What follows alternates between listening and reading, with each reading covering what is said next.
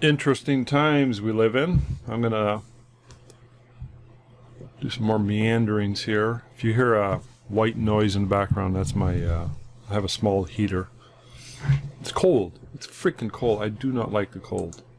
Anyways, yeah, I just got some random thoughts to talk about while I'm doing my workflow, so I will do my best to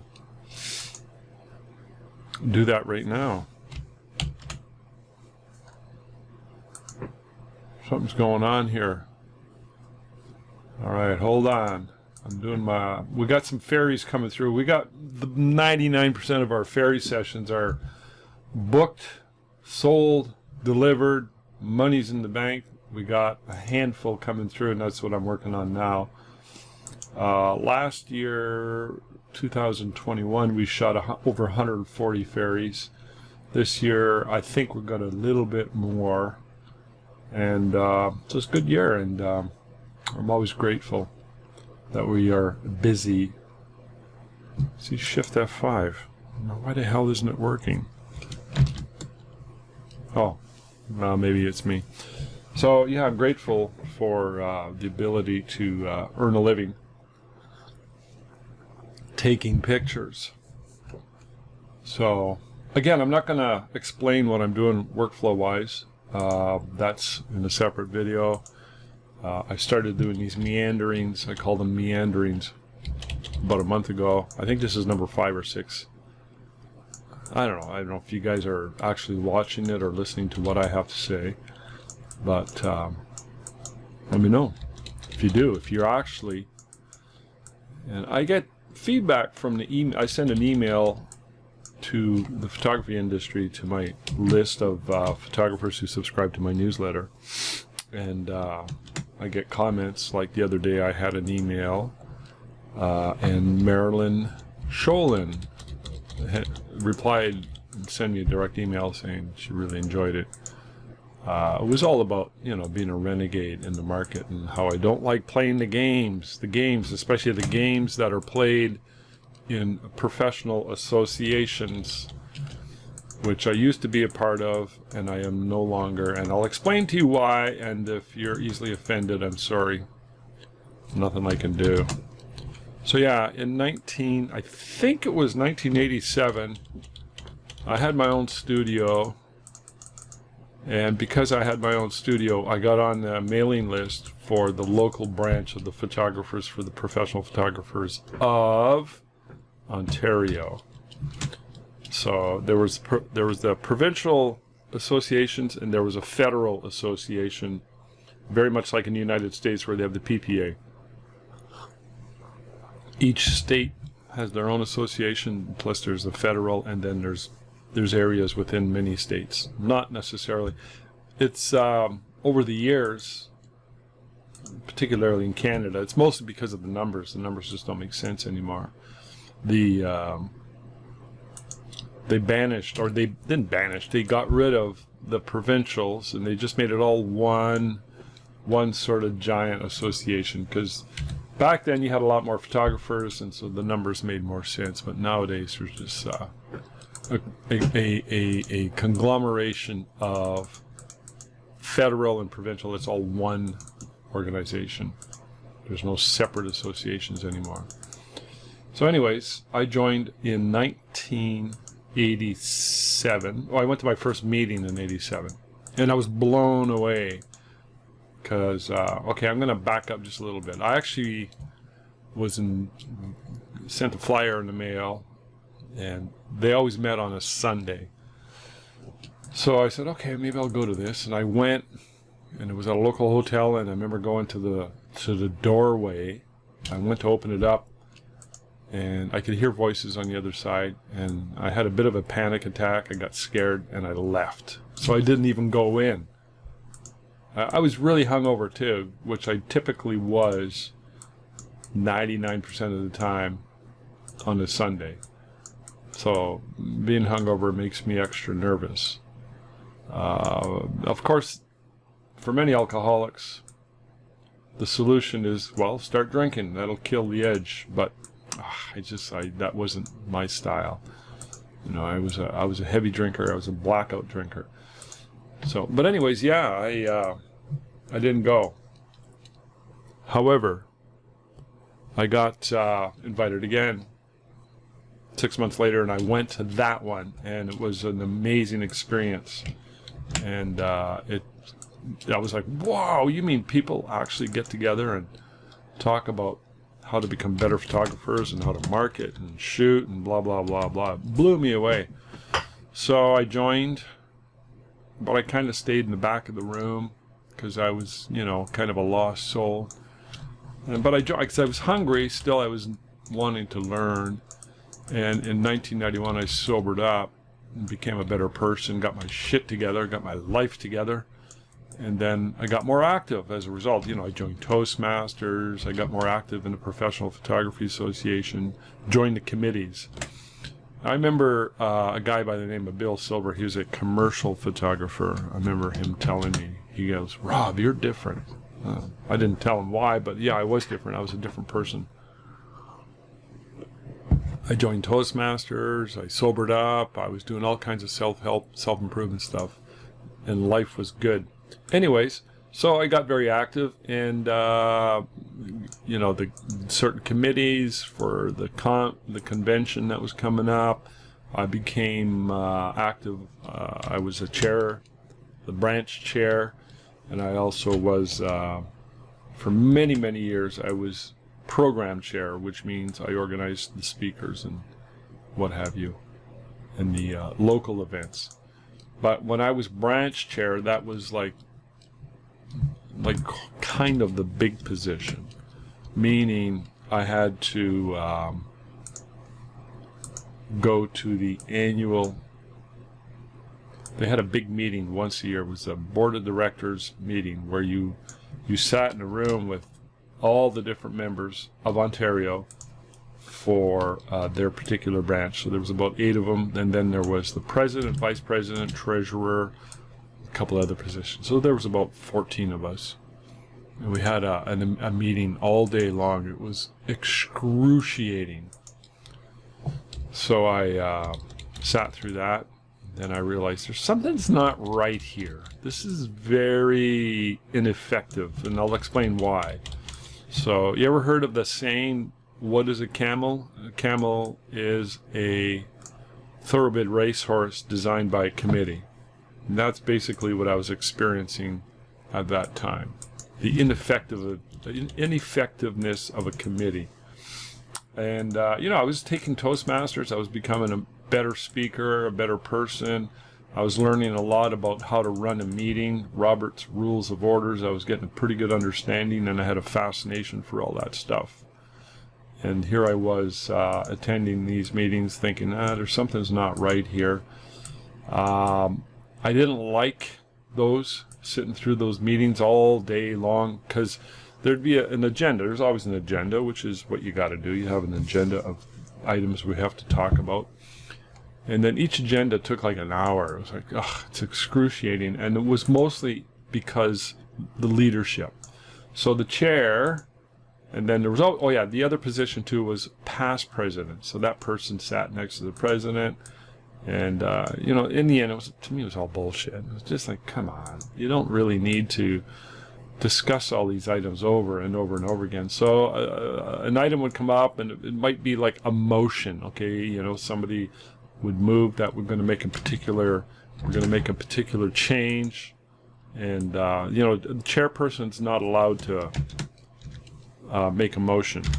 However, they can encourage somebody to make a motion if they have a certain position, and they can actually talk against the motion, or they can talk for the motion, or they can suggest the motion even though they're going to vote against the motion.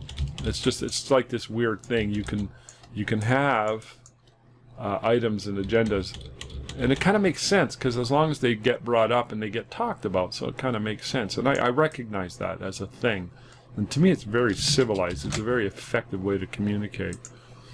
So, but anyways, what I didn't like was a motion would come up, and you know, there's always somebody who's like against the motion, and they just go on and on and on, and then the chairperson would say, okay, we're going to take it to vote, okay, and then he would stop there and he'd look at everybody and go, Anybody else have anything else to say? And I'd be, oh, don't say that. We heard everything. And then somebody who had already spoken for 15 minutes starts talking again, and we got to listen to them go on and on. See, that's very, very ineffective.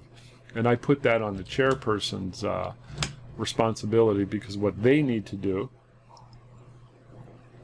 to run a meeting properly, they need to shut them down. Say, look, we heard you already.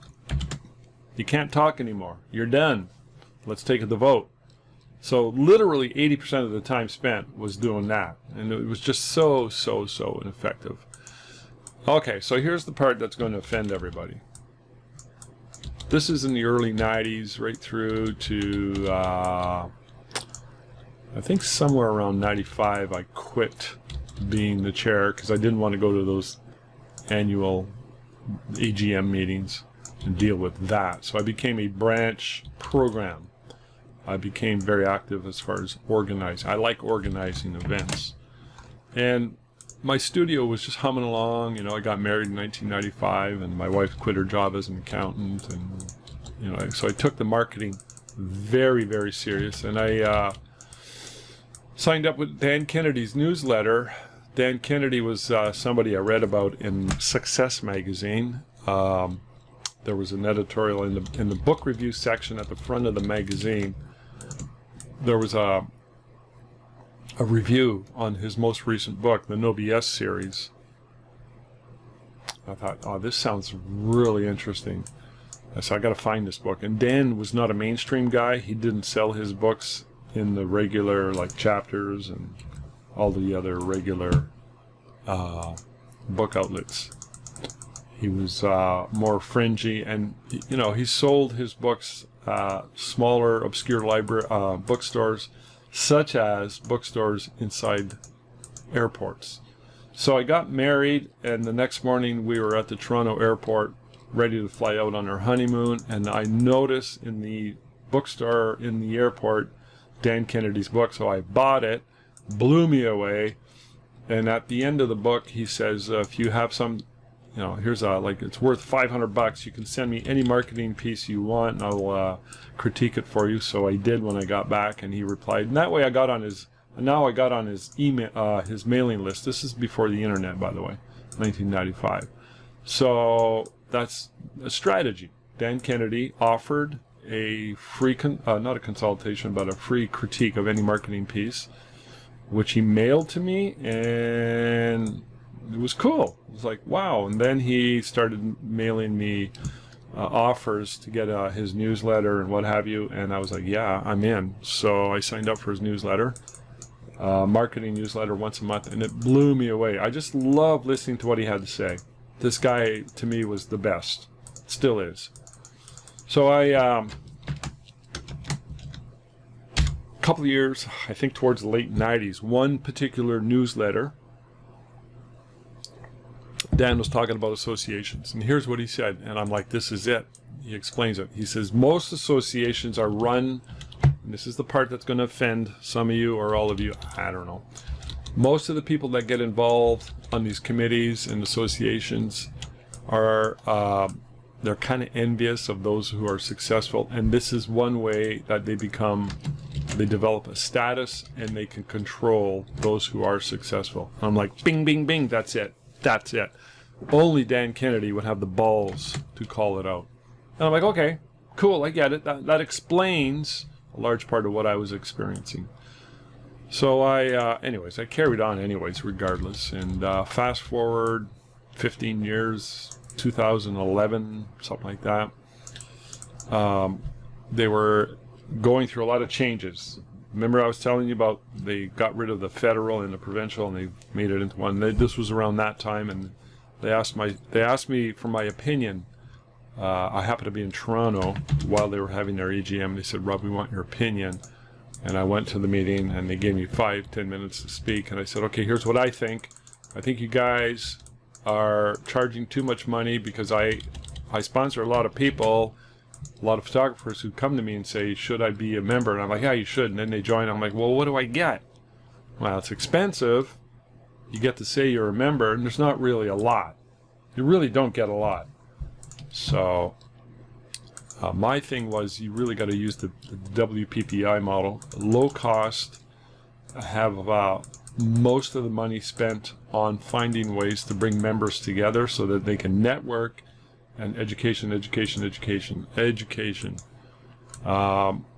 Anyways, that was my opinion. So I eventually quit. Anyways, a couple of years after that, I said, I just can't. And a lot of photographers that I know quit for the same reason. It was too much politics, too much turning a racehorse, a thoroughbred racehorse, into a camel, and all of that stuff. So it's just the nature of the beast, and you see that everywhere. You know, you see that in politics, and people play games, and it just creates a very ineffective thing. And it's an antithesis to a lot of independent photographers who run their own business, like myself. We tend to be on the fringe, and we tend to be very independent, and don't tell me what to do, type of thing. It just is what it is. We're very, in many ways, libertarian in that sense. So, and I was reading or listening or watching a video yesterday on ADHD, because I'm pretty sure I got ADHD. And they were talking about some of the best jobs for people who got ADHD.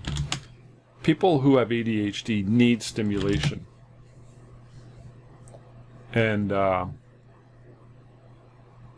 lot of them get in jobs of sales and or entrepreneurialism. Jobs where there's a lot of stimulation.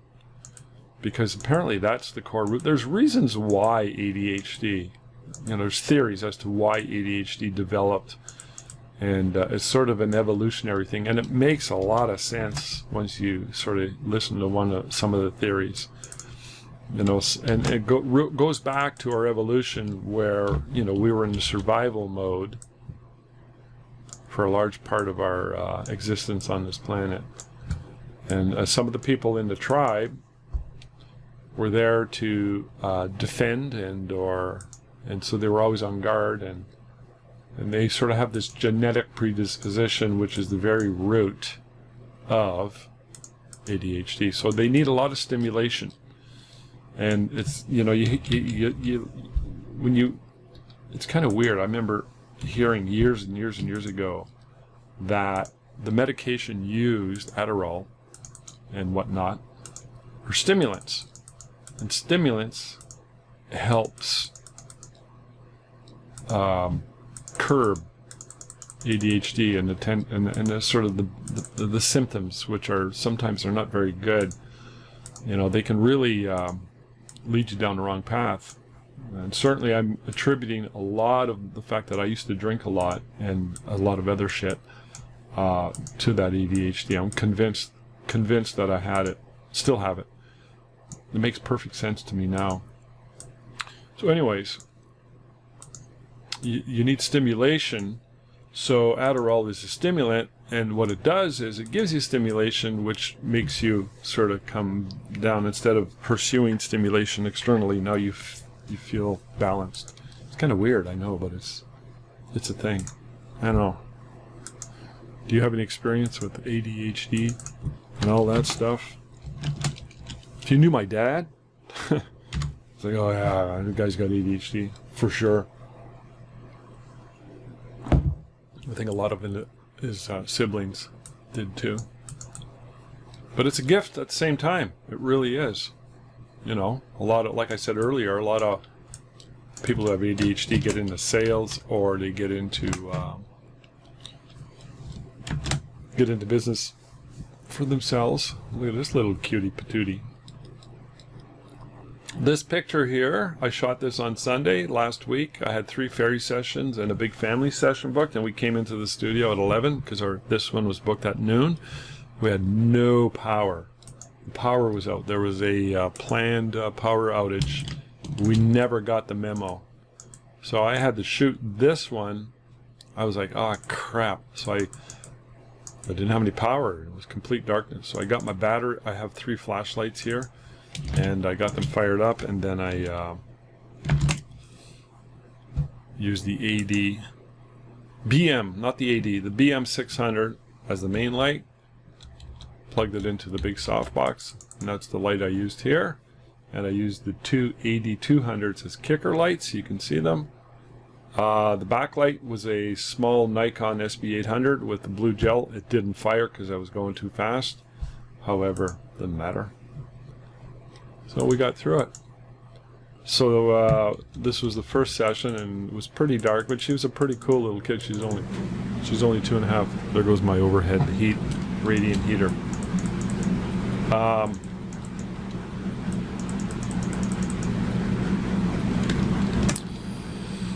So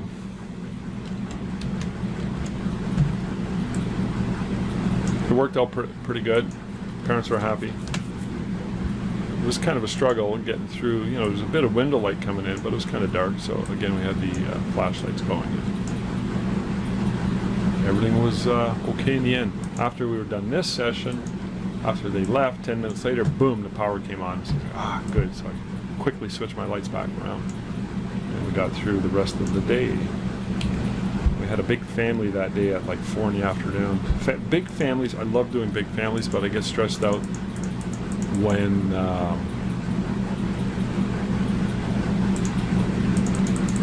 because the big group, there was like 15 of them, and I've got maybe 16 feet to play with in my studio, and it's just not enough space.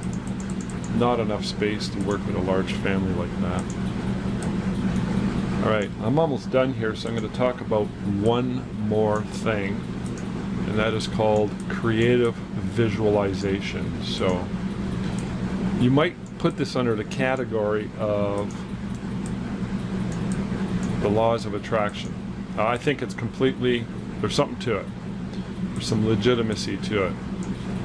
And I've known about this. I wish I was better at implementing it into my life, but it's something I actually study on an ongoing basis, and I'm aware of in a big way as far as using the laws of attraction, using creative visualization. So the idea is this, and there's a lot of really good books on this.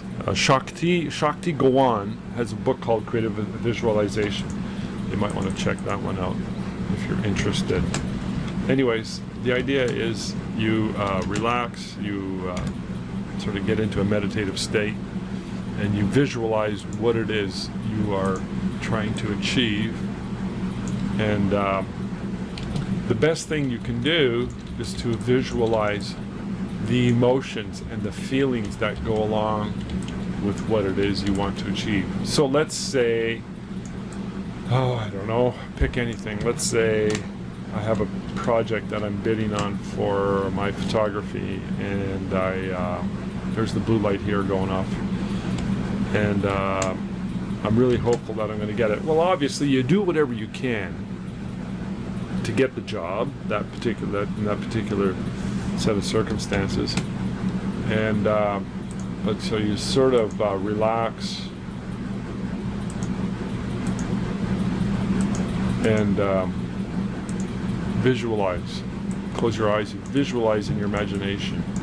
So I might visualize me walking into a particular office, a person's office, and they're smiling and they're reaching out and shaking my hands and saying congratulations.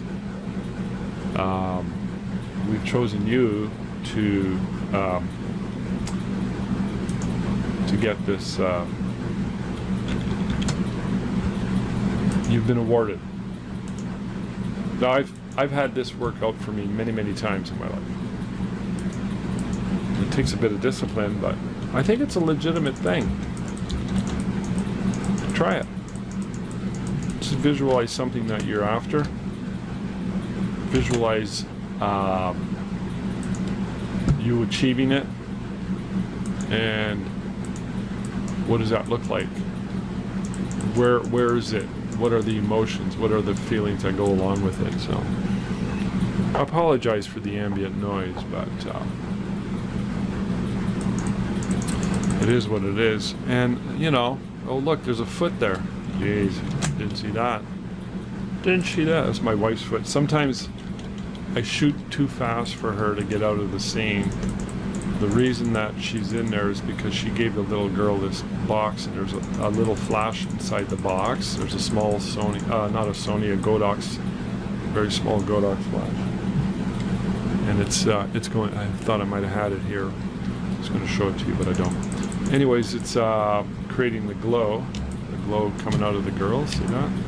And when I'm shooting a little 2.5-year-old like this, and I see the shot, I tend to get ahead of myself, and boom, boom, boom. I want the shot, and I can't wait for my wife to leave. So I end up doing this extra retouching work, which is fine.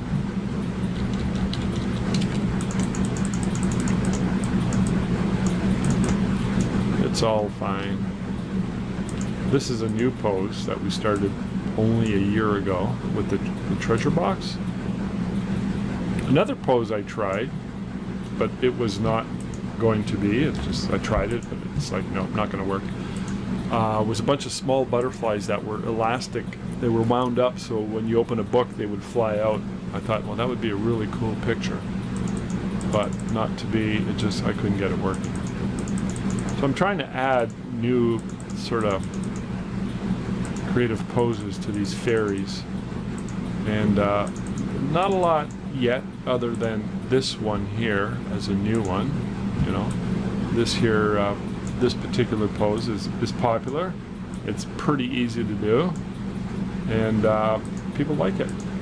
More importantly, people like it, and they buy it. So there you go. All right, guys. Tell me what you think. Put your comments in the comment section down below. If there's anything you want to talk about, or if you have any questions, I'm here for you. All right, we'll talk later. Bye now.